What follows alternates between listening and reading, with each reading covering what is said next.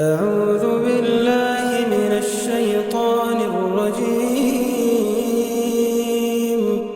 بسم الله الرحمن الرحيم. قل أوحي إلي أنه استمع نفر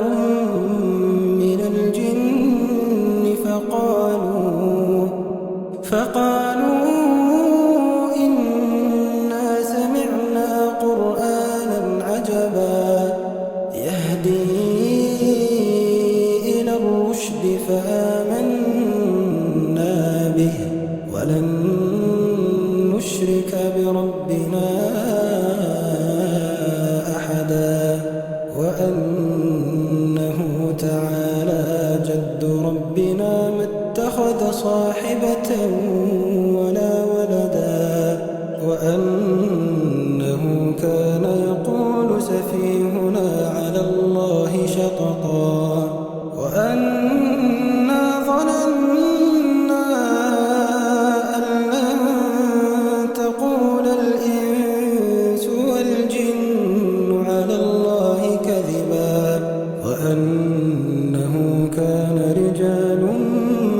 من الإنس يعوذون برجال من الجن فزادوهم رهقا وأنهم ظنوا كما ظننتم أن لن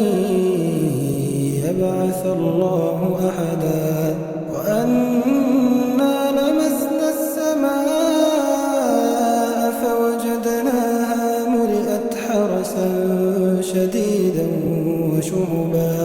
وأنا كنا نقعد منها مقاعد للسمع فمن يستمع الآن يجد له شهابا رصدا وأنا لا ندري أشر أريد بمن في الأرض أم أراد بهم ربهم رشدا